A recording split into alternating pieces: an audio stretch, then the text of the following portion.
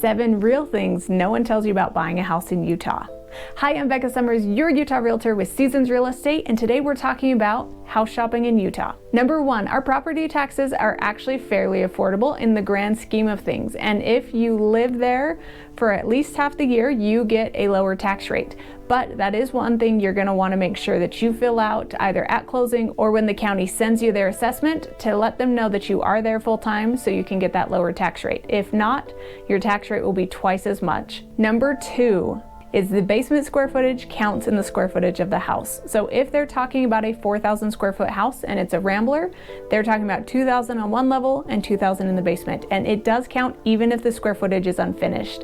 So when you're looking at houses, you'll want to make sure that look through the pictures, see if the square footage is finished, because it makes a big difference on what you're going to pay price per square foot if the basement's unfinished, but you're still buying a 4,000 square foot house. Number 3 is code. We are not required to bring the house up to code before we sell the house, so if there was an addition done without a permit, that's not required here in Utah. So during your due diligence, make sure that you are doing proper research, that you feel comfortable with your house, and spend the time and the money to verify everything so there's no surprises later.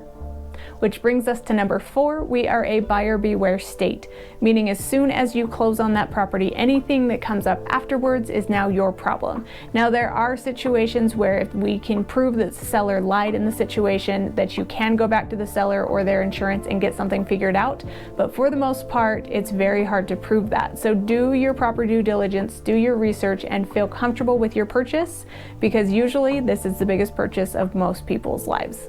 Number 5 might be a little surprising to you. It is meth.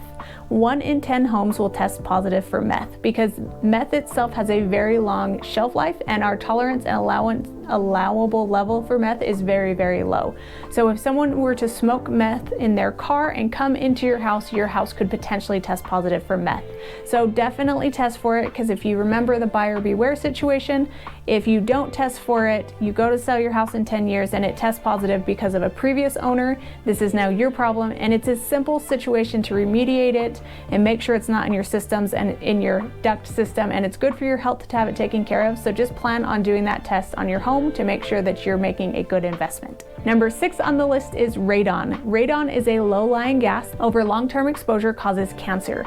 And how it happens is it's water and granite in the ground. They mix together and they come up through basements. It usually will test positive in a basement, and it's all based off of the airflow going in and out of your house. It's a simple test and it's a simple fix, but if you're gonna buy the house, live there long term, have your children in the basement, it's important to test this to make sure that you're not potentially exposing your children to long-term problems. Before I get to the very end, make sure you like and subscribe so you're finding out everything about Utah from a local Utah native, and I can share the tips and tricks and secrets of the market. And number 7 on the list is parking. We have snow and we have a lot of it, so having garage parking is important.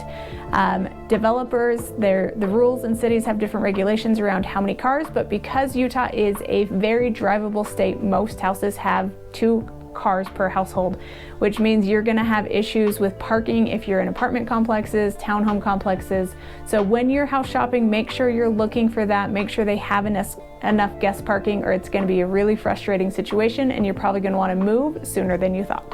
Thanks for coming along with us while we talk about the 7 things no one tells you about buying a home in Utah. I hope you enjoyed this content. If you are looking to relocate to Utah, we help people all the time relocating. We understand the process of moving from far away to close, and we can guide you through that process step by step.